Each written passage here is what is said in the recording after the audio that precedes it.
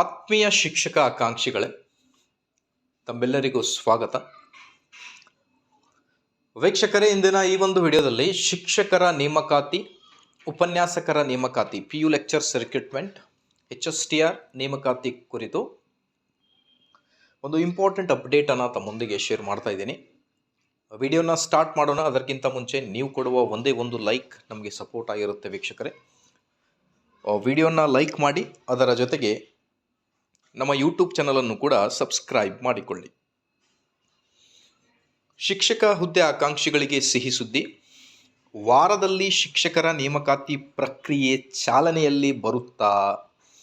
ಅದರ ಜೊತೆಗೆ ಈ ವೀಕ್ನಲ್ಲಿ CSC ಕಚೇರಿಯಲ್ಲಿ ನೀಡಿರುವ ಮಾಹಿತಿಯ ಪ್ರಕಾರ ನೇಮಕಾತಿ ಏನು C&R ರೋಲ್ ಇದೆ, ಆ ಒಂದು C&R ರೋಲ್ ಜಾರಿ ಆಗುತ್ತಾ ಅನ್ನೋದ್ರ ಬಗ್ಗೆ ಇಂದಿನ ಈ ಒಂದು ವಿಡಿಯೋದಲ್ಲಿ ಡೀಟೇಲ್ ಆಗಿ ಚರ್ಚೆ ಮಾಡ್ತಾ ಬರೋಣ ವೀಕ್ಷಕರೇ. ಸೊ ಬನ್ನಿ, ಹಾಗಿದ್ದಲ್ಲಿ ವಿಡಿಯೋನ ಸ್ಟಾರ್ಟ್ ಮಾಡೋಣ. ವೀಕ್ಷಕರೇ, PST, GPSTR, HSTR ಎಲ್ಲ ಶಿಕ್ಷಕ ಆಕಾಂಕ್ಷಿಗಳು ಕೇಳುವ ಪ್ರಶ್ನೆ ಒಂದೇ: ಶಿಕ್ಷಕರ ನೇಮಕಾತಿ ಕುರಿತು ನೇಮಕಾತಿ ಅಧಿಸೂಚನೆ ಬರುವುದು ಯಾವಾಗ? ಇದೇ ಒಂದು ದೊಡ್ಡ ಪ್ರಶ್ನೆ ಆಗಿರುತ್ತೆ.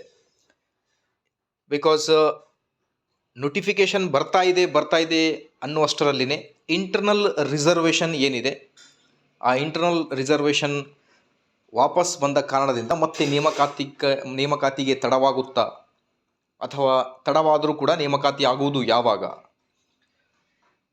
ಸೊ ಹಾಗಾಗಿ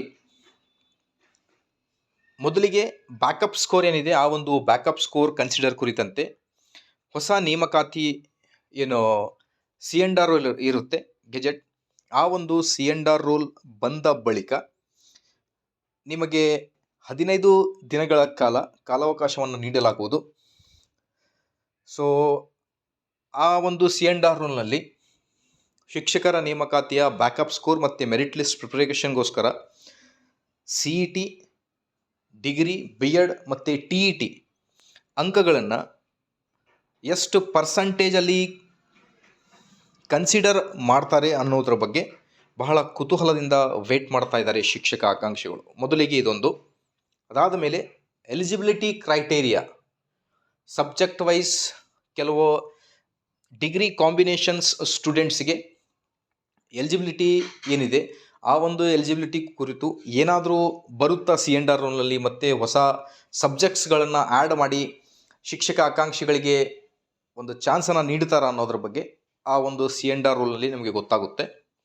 ಸೊ ಹಾಗಾಗಿ ನೇಮಕಾತಿ ಪ್ರಕ್ರಿಯೆಗೆ ವಿಚಾರಕ್ಕೆ ಬಂದರೆ ಈ ತಿಂಗಳಲ್ಲಿ ಶಿಕ್ಷಕರ ನೇಮಕಾತಿ ಕುರಿತು ಅಧಿಸೂಚನೆ ಬರುತ್ತೆ ಅನ್ನೋದ್ರ ಬಗ್ಗೆ ಶಿಕ್ಷಣ ಸಚಿವರಾದ ಮಧು ಬಂಗಾರಪ್ಪ ಸರ್ ಅವರು ಕೂಡ TET ಎಕ್ಸಾಮಿನೇಷನ್ ಏನು ರಿಸಲ್ಟ್ ಇದೆ ಅದು ಬಂದ ಮೇಲೆ ಮಾಧ್ಯಮಗಳೊಂದಿಗೆ ಮಾತನಾಡಿ ಆದಷ್ಟು ಬೇಗ ನಾವು ರಿಕ್ರೂಟ್ ಮಾಡ್ತೀವಿ ಅನ್ನೋದ್ರ ಬಗ್ಗೆ ಮಾಹಿತಿಯನ್ನು ಕೂಡ ನೀಡಿದರು.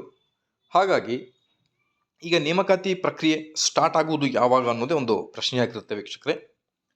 ಮೋಸ್ಟ್ ಪ್ರೊಬಾಬ್ಲಿ ಕೋರ್ಟ್ನಲ್ಲಿ ಇನ್ಕಮ್ ಕಾಸ್ಟ್ ಸರ್ಟಿಫಿಕೇಟ್ ತೊಗೊಂಡು ಏನು ಕೇಸ್ ನಡೀತಾ ಇದೆ, ಆ ಒಂದು ಕೇಸ್ ಕ್ಲಿಯರ್ ಆದಮೇಲೆ married women's income caste certificate ಏನು ಇಶ್ಯೂ ಇದೆ, ಆ ಒಂದು ಇಶ್ಯೂ ಕ್ಲಿಯರ್ ಆದ ಮೇಲೆ ಐ ಥಿಂಕ್ C&R ರೋಲ್ ಬರುತ್ತೆ.